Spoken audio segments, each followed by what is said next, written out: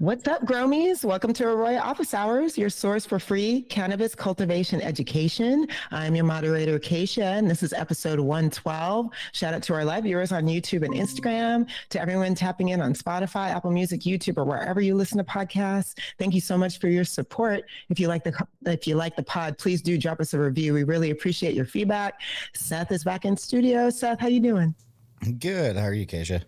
I'm good. You ready for our first question? Yeah, let's jump in. Awesome. Let's jump in. This is from our good friend Dave Ray. He dropped this question and some visual aids. So I know producer Chris is going to pull those up in a second. But they've got a screenshot of their AROYA graph, and they asked, just curious, your take on why one of these strains, blueberry muffin, a shorter squatty plant, generally low stretcher, we see the EC remain level starting at 4 hours before lights off and throughout the night cycle, rather than rise like the other strains that we've been seeing. Dryback is about 30% volumetric water content.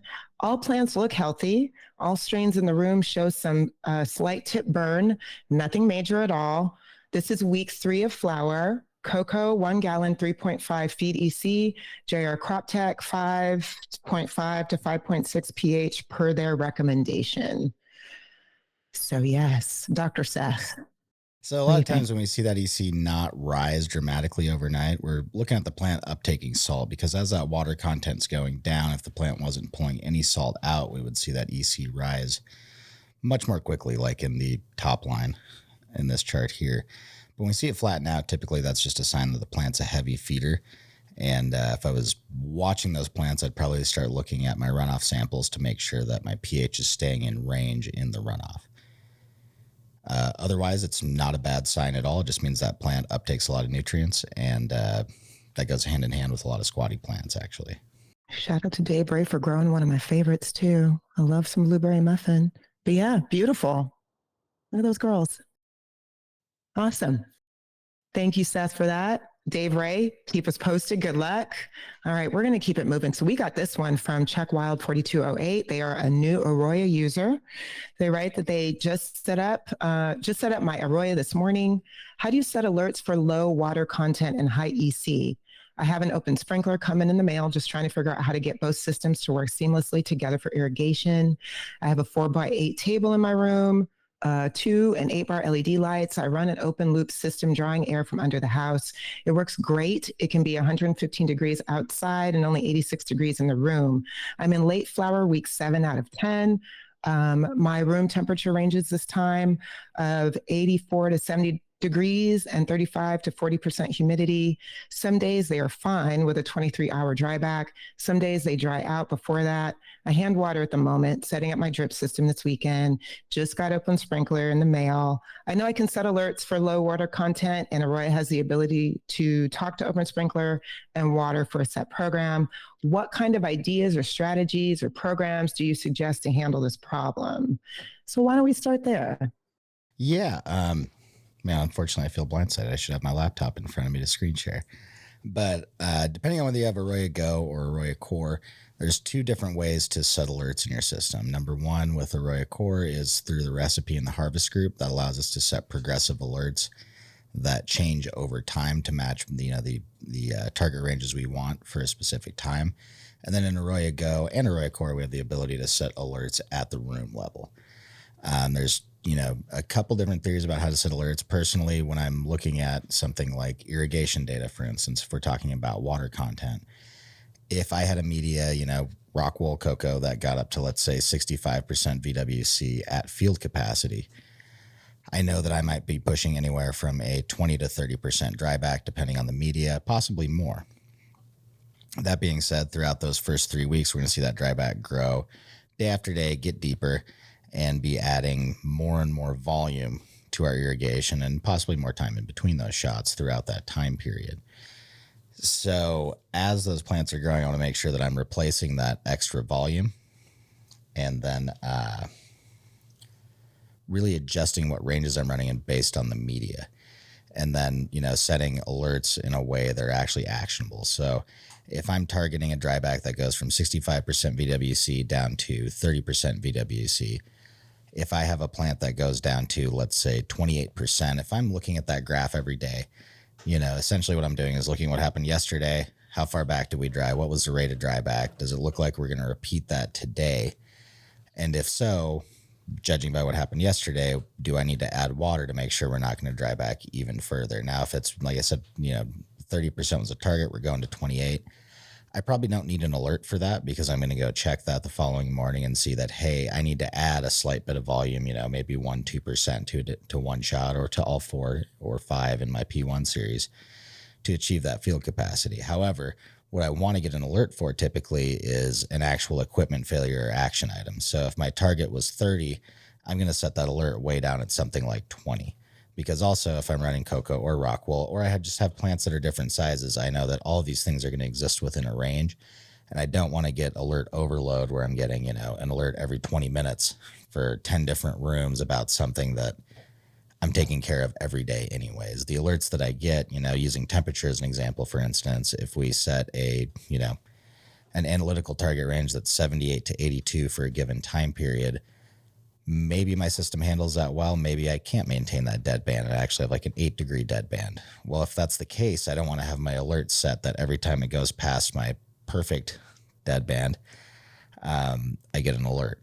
So I'll set that, if we're talking about temperature, in my own personal little grow, if I have an 80 to 82 target range that I'm looking for, I'm not going to set an alert until it goes below 70 degrees in early flower, for instance, or above 90, because one of those, the low end would indicate that any heat source that I have in the area that I grow is not working correctly, just basic HVAC stuff. Or on the other hand, if I'm, going over 90 degrees and somehow it happens to be over that outside in the Northwest, that means my AC is probably not working and the room's not getting cooled the way it should. Either way, if I'm within those ranges and nothing's broken, I'm going to look at that chart and adjust those set points because I set these in a range where I'm not likely to hit either of those extremes. But if I do, that's a point where I can still take action and fix the problem, not a point where I've actually, experienced crop loss. Awesome, Seth. Thank you for that. We also have a link that we're going to drop sharing more information about our open sprinkler integration. Sweet. All right. Well, Chuck Wild, good luck. Let us know what's going on and hit us up anytime if you have any more questions. All right. We're going to keep it moving. We got a 2-part question from Chili Wolf. I'll start with the first part.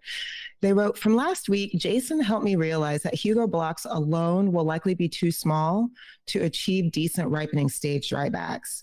So I can either increase plant count or change substrate size.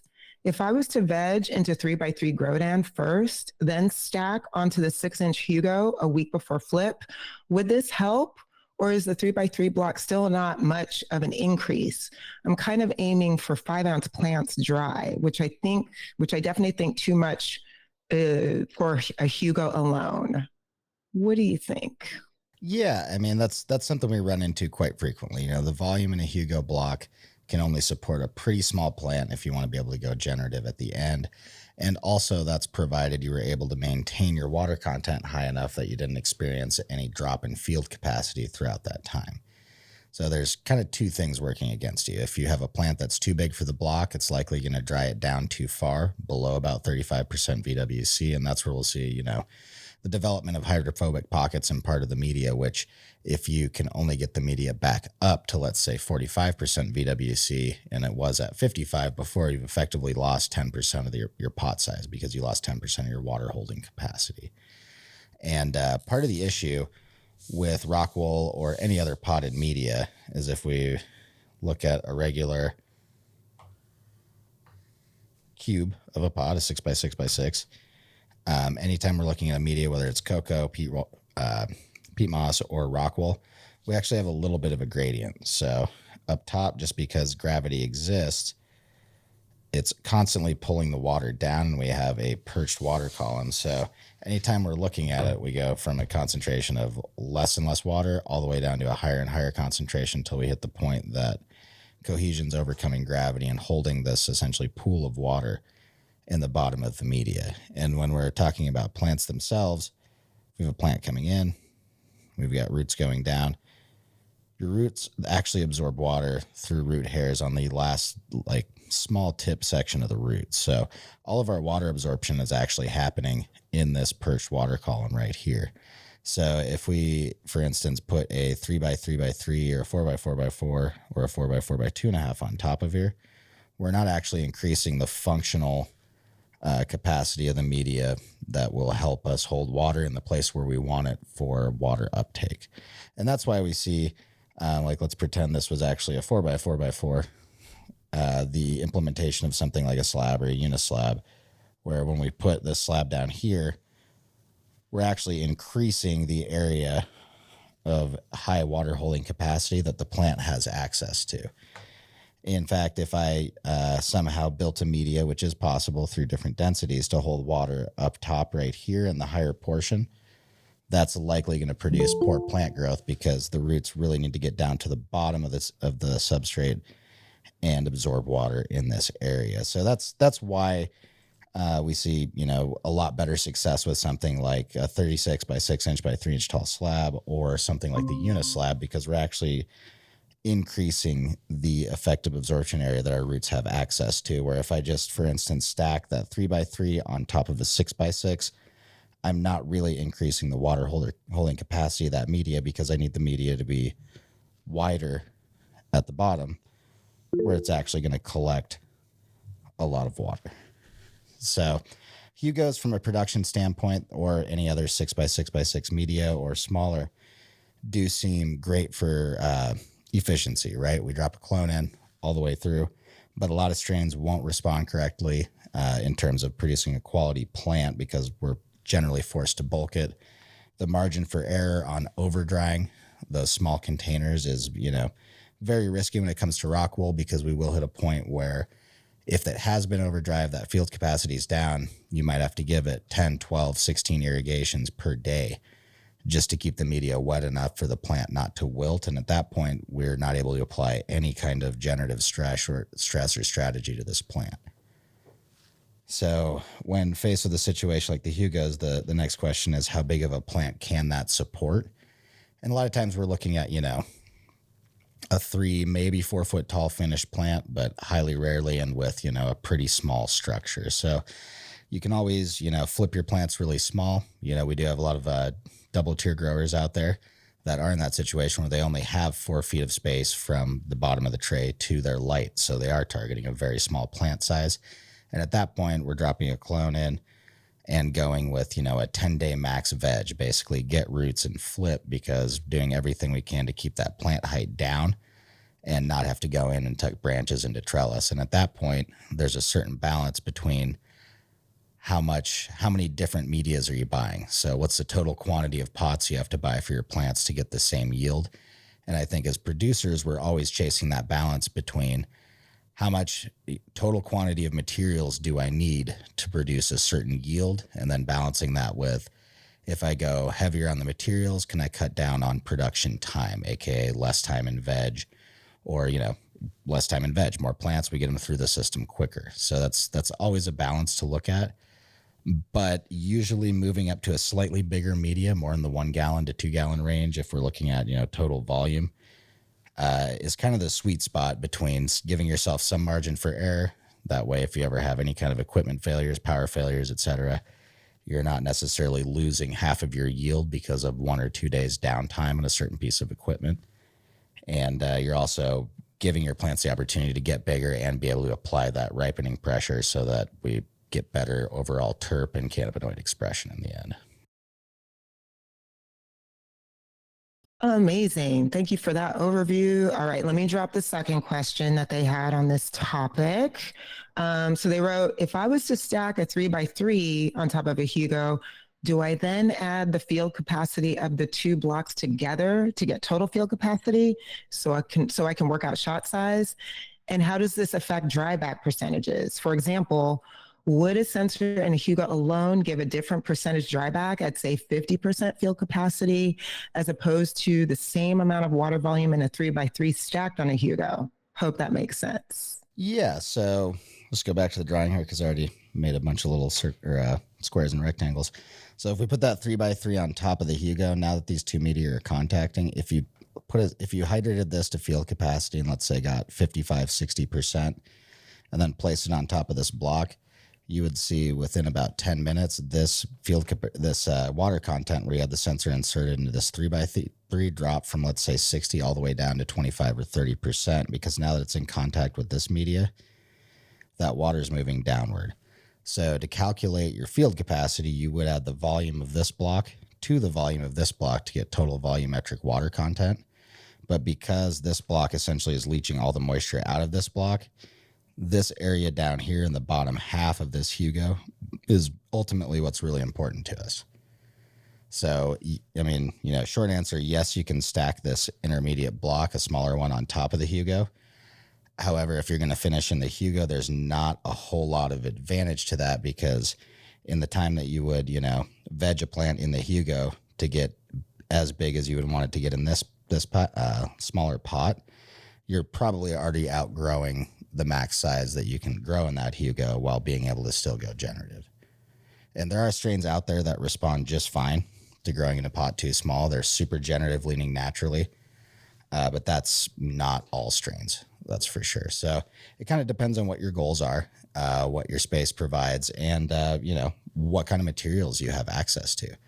If you have a local grow shop or distributor that you're working with, supplier that can let you try out some slabs, especially if you're already on vegging in something like the 3x3 or the 4x4, really encourage you to try out the slabs if you're trying to grow bigger plants. If you're in a double tiered, really height limited situation, then the Hugos definitely can work for the smaller plants. But if that's not the case, usually we see a lot better quality coming out of going to a little bit bigger media and going with a little bit bigger, more spaced out plants rather than completely packed in very small sea of green style plants. All right, Chili Wolf, you heard it. Good luck. Keep us posted. Thank you so much for those great questions. All right, going to keep it moving. Got a couple of other live ones here. This one came in on YouTube. Starred Eyes is looking for some guidance. With high ceilings in a metal indoor facility, what is the ideal nighttime temps to allow transpiration before irrigation to assist in aspergillus growth besides moisture dripping on plants? Wanting to keep a beneficial diff to allow for healthy chunk and no mold. What advice would you give to start? Yeah, so when we're looking at overnight temps, really one thing we're targeting is that 10 to 15 degree overnight differential to really promote that purple expression, better terp profile and production, and generally higher cannabinoid content. However, that always comes at, what the cost of what is the facility, the limitations of the facility. So there's different strategies on ramping down temperature at night to help balance humidity out, turning your dehumidifiers on before lights go out to try to let them get ahead of that temperature drop, which is going to really spike relative humidity, and then establishing a set of rules. So, when we talk about like aspergillus and botrytis, for instance, it's very difficult and expensive to build a grow facility that has like a surgically clean grow room where we can guarantee we're not dragging in, any kind of contaminant from the outside air. And, very few of us live in a place where it's completely impossible to grow something like an apple tree, any kind of fruit tree, nut tree, or vegetable production. Summertime pretty much everywhere. There's gardens around, there's fruit trees growing. So things like aspergillus and botrytis are, they're ubiquitous to the environment. So what that means is we have to kind of establish some hard rules on, hey, where does in what ranges does this mold grow most prolifically? And in what ranges, and how can we manipulate that to avoid that? So when we're talking about things like aspergillus and botrytis particularly, once you go below about 70 degrees Fahrenheit, they bloom very, very well. That's their prime growing conditions, is like 55 to 70 degrees. So once we're inside of that temperature range, we also have to look at, okay, what are the humidity or VPD requirements for that organism to grow? And typically we see anytime you're dipping below a 1.0 VPD, which at 65 degrees Fahrenheit is about 43 to 44% humidity. If that humidity is rising above, let's say 45% in that scenario, now we're in a zone that we're at risk for mold spores germinating and effectively growing. And then on top of that, we've obviously got plant health. If we're not coming into those last 2 weeks with healthy plants, they are more susceptible to mold. But really, managing that dew point so we're not getting any rain on the plants, because it's very difficult from a HVAC standpoint to dry off plants that just got rained on inside of a controlled environment. We don't have wind and sun to help us out. Really watching those points, and then, watching those ramp up and down times to make sure you're not getting condensation on the plants. And if there's an insulation issue, a building facility issue, it's definitely worth looking at, doing a little bit of cost benefit analysis to say, hey, we're losing X amount, whether it's 5, 10, 20, 30% of our crop every time to this mold, and it's because it's raining. Okay, if it costs $50,000 to fix, the insulation issue in this room, how much product do we have to grow really to pay that off? And I think a lot of times when you're running into issues like this, really what we're up against is we're out of HVAC in the room. We can't decrease the humidity anymore with the available equipment. And once you hit, 2/3 of the way through a run, it's, budget aside, it's still difficult and costly to go install more HVAC equipment while you have your plants in there. And you're also risking crop damage, introduction of contaminants, et cetera, by having a crew come in to install that. So at that point, I think another thing to balance is, hey, if we really can't reach those humidity goals and we look at, okay, what's our dehumidification capacity per light in the room? If we're really low on that spec, and, like kind of the old school HPS standard is 20 pints per light and much higher for LED.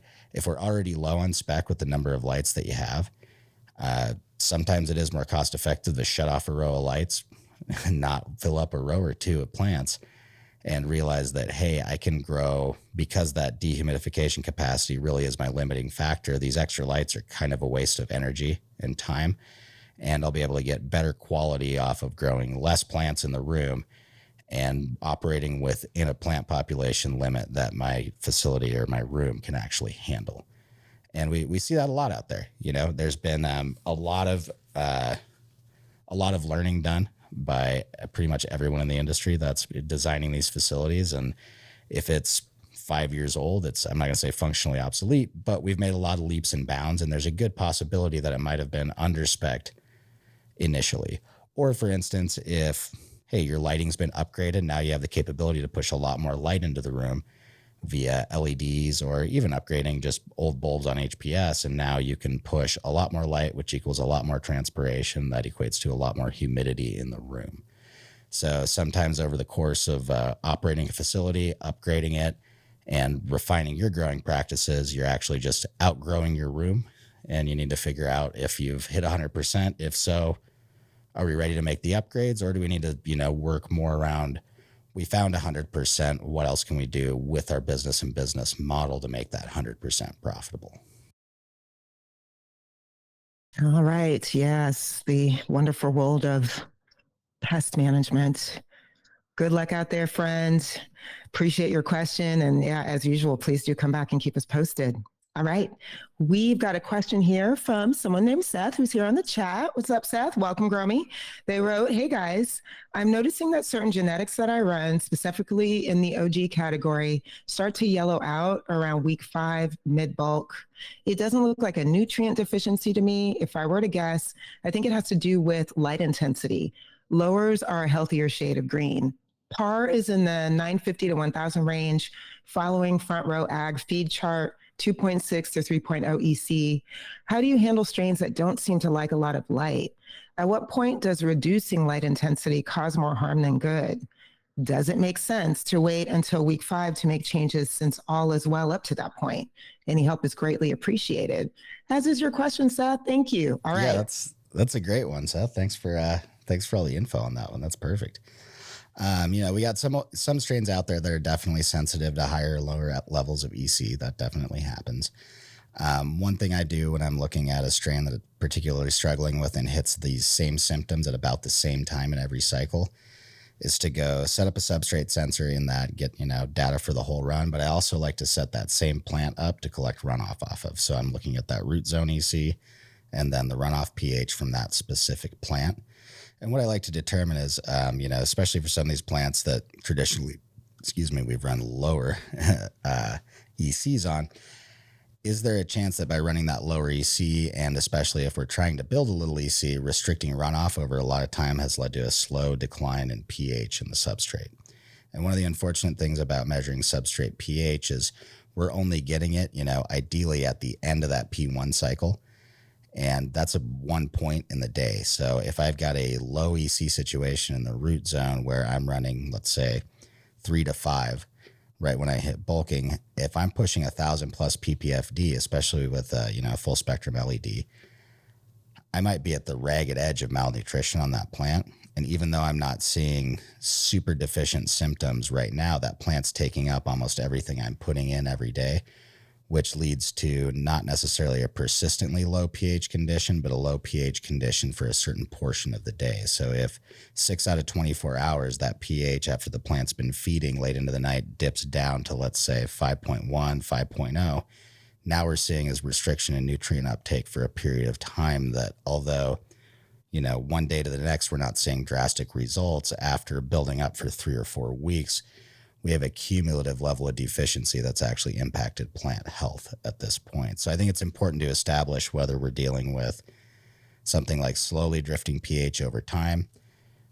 Deficiencies, obviously, when that happens, you see a lot of light yellowing, or, when we're pushing 1,000 plus ppfd, provided we have enough VPD, dehumidification capacity, and CO2, a lot of these plants can take up a lot more salt than you might have ever seen growing them under less intense conditions before. And we're seeing that stress from the light that's kind of a result from low EC. Usually one of the best, I don't want to say the best things to do, but easiest things to do is to turn down that light intensity and, kind of take that plant out of overdrive quite as hard. And that's great for plant health. Unfortunately, the more micromoles of light we can pump into that plant over anywhere from, 56 to 70 days, whatever your flower cycle is, the more potential yield we're going to be able to pull out of that crop.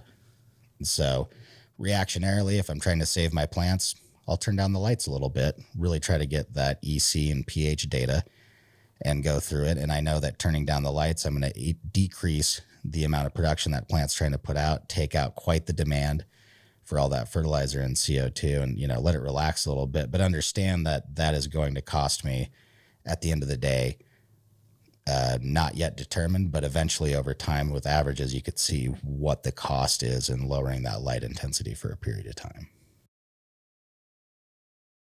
Amazing. So to our Gromy Seth, you're on with us. Anything else you want to add? Take that as we're good to go. We appreciate you asking the question today. If you have any follow-up, drop it in the chat. Yeah, amazing. All right. And then another quick follow-up on YouTube from Starred Eyes, who asked a question about nighttime temps dealing with high ceilings. They wrote, "Thank you, Seth, working with TJ Herman from Revolution, Missouri. Know you met him. So little shout out. Love it." Cool. And to our Gromy Seth, you're so welcome. Thank you. Glad you were here. All right, we're going to keep it moving. We got this question from our good friend Iron Armor, dropped it on YouTube. They wrote, "In a situation where I need to conserve electricity, can I keep my mother plants in veg with a 12-hour light cycle by oscillating my light cycle to 4 on and 4 off?" Want to get your thoughts on that, or will that cause negative effects, do you think? Personally, I have not experimented with that, but I wouldn't necessarily count on it producing positive results. It's certainly not ideal. You definitely want to keep your moms on an 18-hour light cycle whenever possible.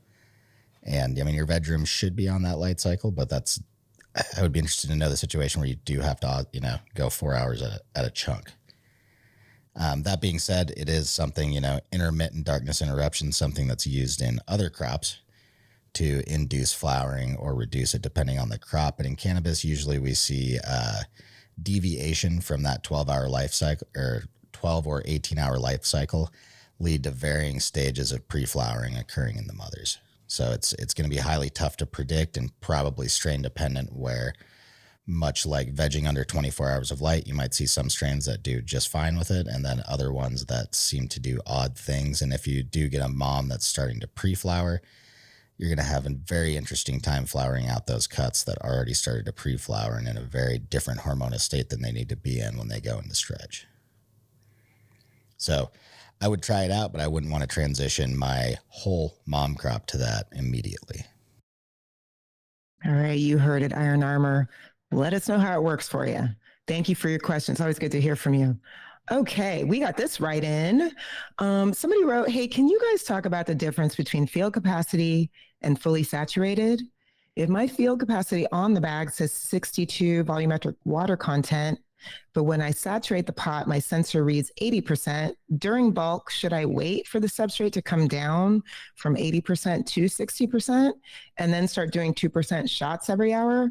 Or should I be keeping the substrate closer to 80%? I'm kind of confused and don't want to overwater. That's a real journey. Yeah, absolutely. You know, when we're looking at field capacity and saturation, those are 100% saturation is always equal to field capacity. And that's the point that the media has completely absorbed all the water that it can, and any more that you add is going to run off, right?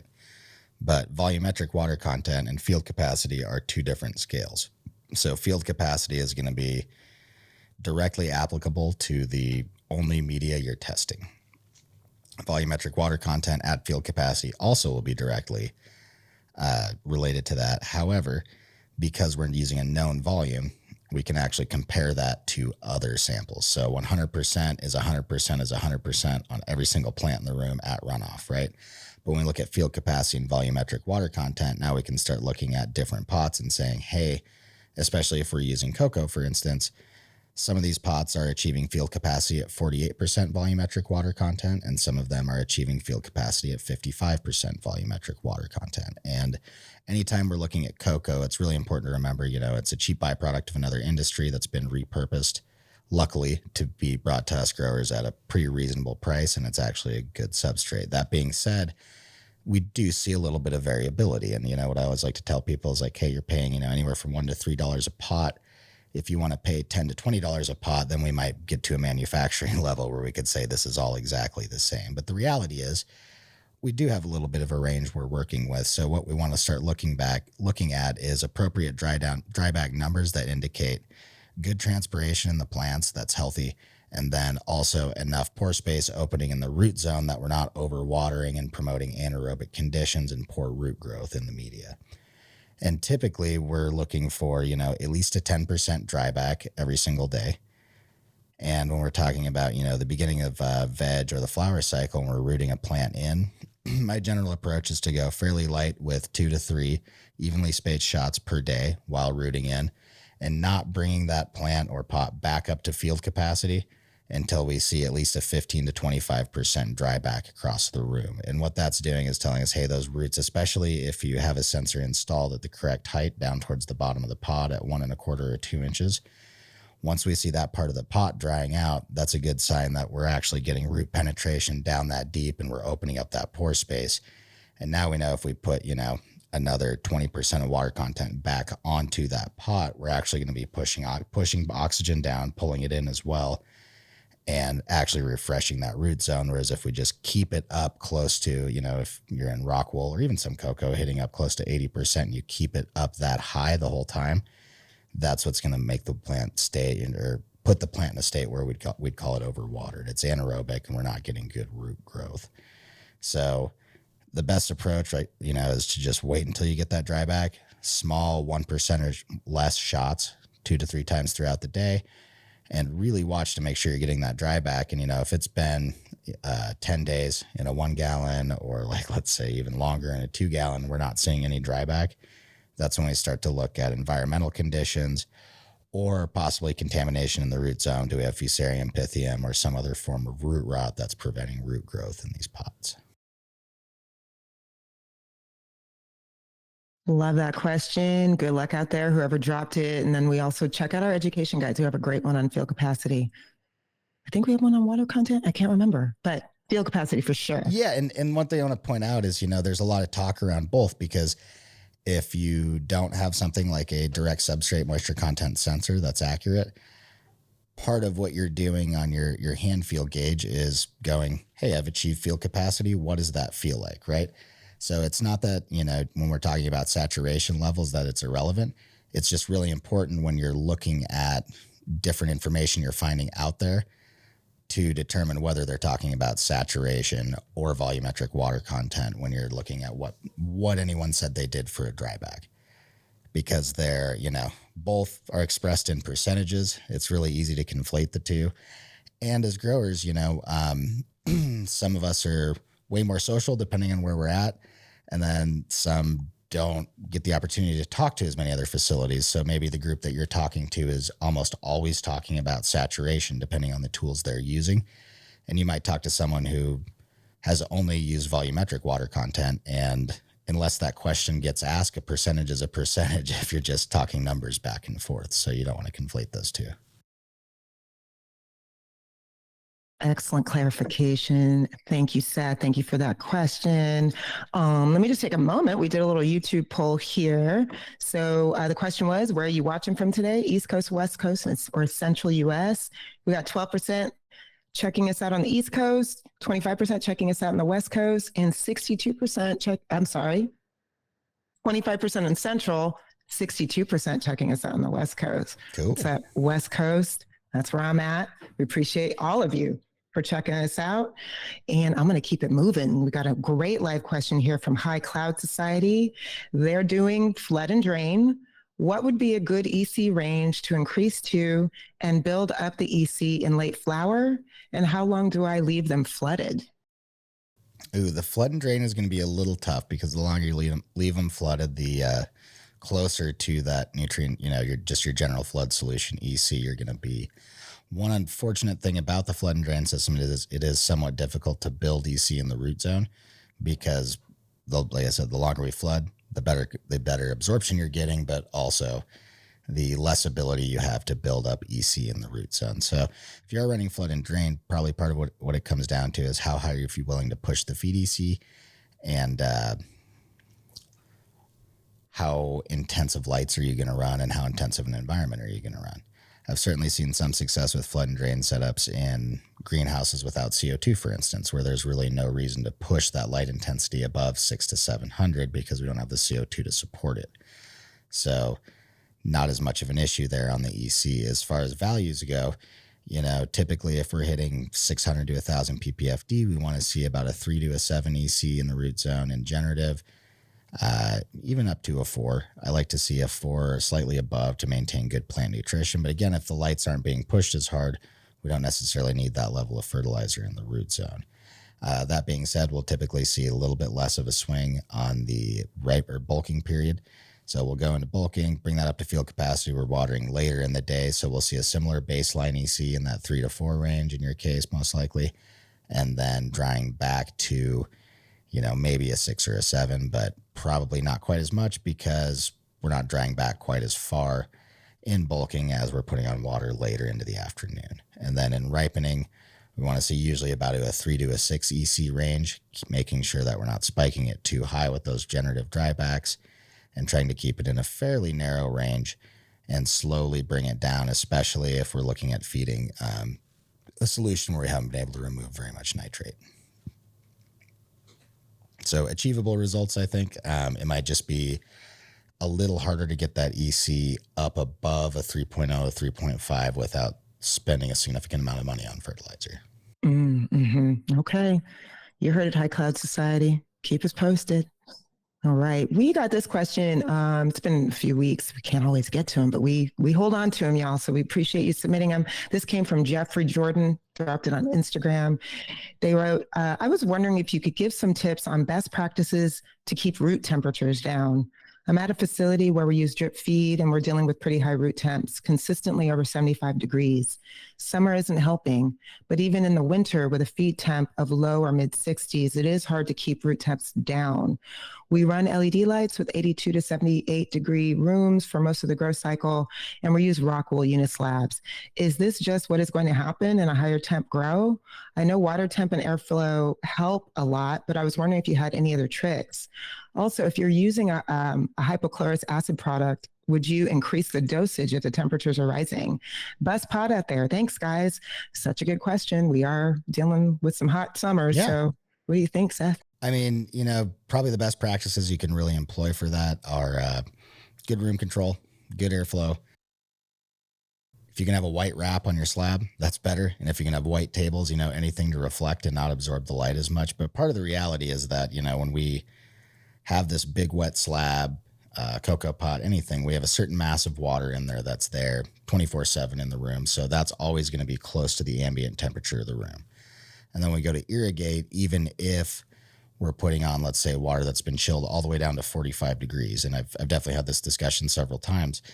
We're not putting a volume on at each irrigation that's enough to really affect that root temperature as much as you might want. So the question becomes, are these higher root zone temperatures actually affecting the plants in a negative way? And typically the way they would affect something negative is oversaturation, overwatering, where we don't have enough oxygen being able to be pulled into that root zone, don't have good rooting.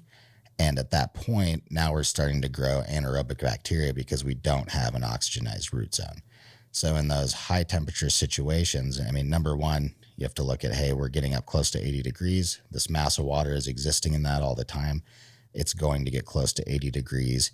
And, if we're talking about rockwool slabs, for instance, if you're hitting 65 to 70% and drying back to 30%, and you're putting water mass on at a rate of, up to 5 or 6% at a time, and then spacing that out 15 or 20 minutes, it's just not going to have that much of effect on root zone temperature. But if we can ensure that we have plants well rooted in and we're actually getting enough dryback every day in the 10 to 30% range, then we know we're opening up that pore space and we can shoot fresh water and oxygen into that root zone to keep, the root zone free from anaerobic bacteria.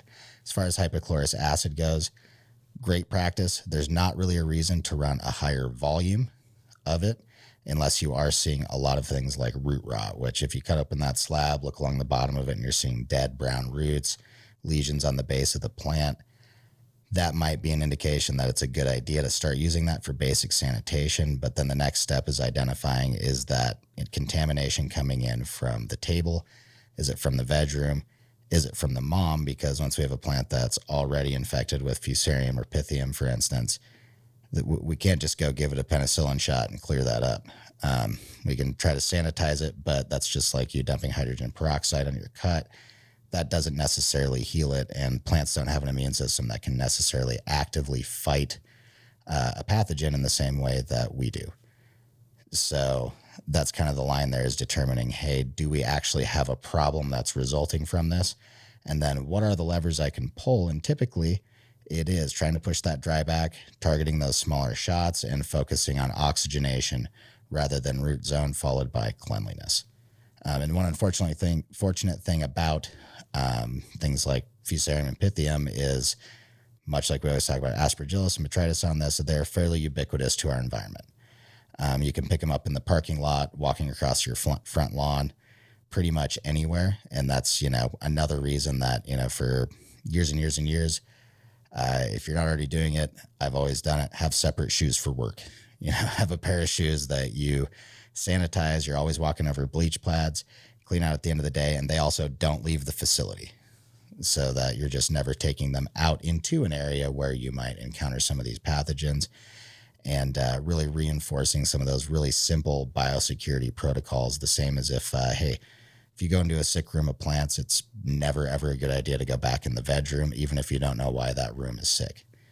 And if everyone's on that page, you can at least effectively track where some of these points of infection may be coming from and start to do something about it. Because if you can't find the source of where your infection's coming from or problem, then all you're doing is, basically reacting and trying to clean it up on the back end, but it's going to keep coming in and be a constant problem. Wonderful. Thank you, Seth. Jeffrey, that was a great question. And thank you for your patience. Sometimes it takes us a little while to get to the questions, but when it's good, we got to ask it. So we appreciate you sharing your journey with us and keep us posted. Want to give a quick shout out. We're global. We got some viewers here in the UK, Brazil. We got Puerto Rico represented. So welcome, Gromies. So happy to have you on the pod. There's a few minutes left still in the show. So if you have any questions and you want Seth to ask them live, now's the time to drop them in the chat. We got this one on YouTube from Mr. Grinch. They wrote, can you talk about reservoir aeration, please? Is it even needed? How long can a res sit before needing aeration? What is your preferred way to aerate, etc.? Thanks. Love the show. Thanks, Mr. Grinch. What do you think, Seth? Aeration. I mean, aeration is very important, and a lot of it too is dependent on what kind of temperatures you can keep your water at. So if we can keep that water well under 70 degrees in that like 62 to 66 range, we typically have pretty good dissolved oxygen retention. That being said, the longer that water sits, the more you're going to get that oxygen to gas off. So as a small precaution, I think air stones are probably one of the best ways to go. Recirculating pumps with a certain fall distance so you're getting enough splashing and oxygen injection is also a way to go. However, those can be a little less reliable and more problematic than just running an air pump. If you're not running one, I would strongly encourage you to do so. Personally, I can easily have a tank sit for 3 to 4 days, no problem, with an air stone in it and not, notice any bacterial buildup, provided I can keep that temperature under 70 degrees in the tank. So kind of a two-pronged approach. And if you're starting to go above that 70 degrees, we see the water's ability to hold dissolved oxygen decrease dramatically. And that's why you see, different species of fish in different water temperature zones, because some fish need more oxygen and it equates to colder water. Some fish can tolerate lower oxygen levels and warmer water. So you need to identify what your situation is and what's actually going to be more achievable, because sometimes if I'm going to install an inline chiller and an aeration system, maybe I should look at insulating my irrigation room where that mass of water sits and making sure that that's always cold enough. If I've got incoming water from my city or whatever local municipal source that I can get it coming in at 75 to 80 degrees, I might be forced to be spending more on inline chillers and insulated tanks and whatever's necessary to get that water temp down below 70 degrees. And if I can't get it down, how do I oxygenate it? But that's always something to balance. If the water temp's high, we're even with aeration, at 75 degrees, 80 degrees, that water just won't hold nearly enough oxygen, not as much as we want as it would at 65 degrees. You're amazing. That's awesome, Seth. You're a real one, Mr. Grinch. Thank you so much for your question. I was dying to say that. All right. We got this question. Someone dropped this in the bank here. They want to know, how would you go about measuring leaf temps in a large perpetual harvest greenhouse with HPS supplemental lighting that can range from 1 to 3 feet from the canopy to achieve a relatively accurate average of temperature across the room?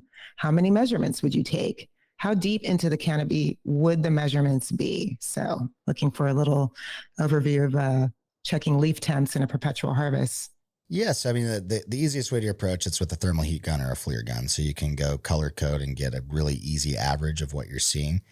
And basically, it's kind of about how many data points can you collect to achieve a certain amount of statistical significance.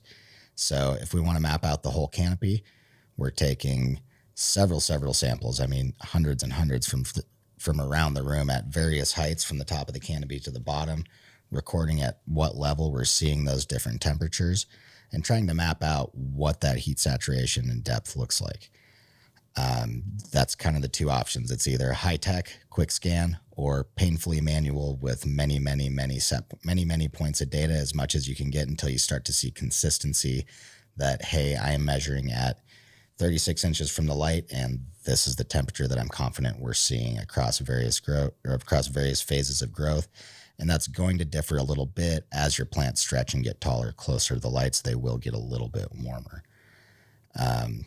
Yeah, and as far as, specifically in the perpetual setting, that just means you're going to have to be more meticulous with your notes and take more and more zone-specific readings and map the room probably even more, so that hopefully over time, as you develop this heat map of the room, you can start to optimize and say, hey, I'm getting more favorable conditions for early flower on one side of the room, or how can we manipulate this room, even though we have one big space, to have microclimates that actually work with us to help achieve that, or establish that, hey, with the shape of our room and our equipment, the best we can do is find a happy medium and leave it there. But if you don't have all these different points, it's really hard to establish how big and what kind of microclimates you might be dealing with. And sometimes when we're looking at, even HPS or LED, the difference between the two, leaf surface temp, things like airflow can be an incredibly huge factor. So you might find that certain parts of the room, we're seeing a, 3-degree positive differential on the leaf temp versus ambient air temp, when in the same room and the same lights, 10 feet away, we have a little bit different fan configuration. There's a higher wind speed over there, and we're seeing those leaf temps right at ambient room temp. So that's another thing to look out for. It's not just light height that's going to dial that for you. It's also what airflow is doing in your room, and what, even fan placement can relate to how hot is that air that's actually blowing across the canopy. We have a lot of different energy inputs going into this room, and if you don't map them, you can definitely chase your tail a long time trying to figure out why this corner of the room is condensating, and then the other corner we've got plants that are starting to have some leaf crisp going on because it's too dry, and it's hard to see airflow. So the best you can do is really go start mapping that and focus on that few millimeters around the plant surface, because everything we do in this controlled environment really caters to just a tiny amount of space on the surface of these plants. Shout out to our gromies in the perpetual harvest out there. That's a whole different beast. Mm-hmm. Good luck out there.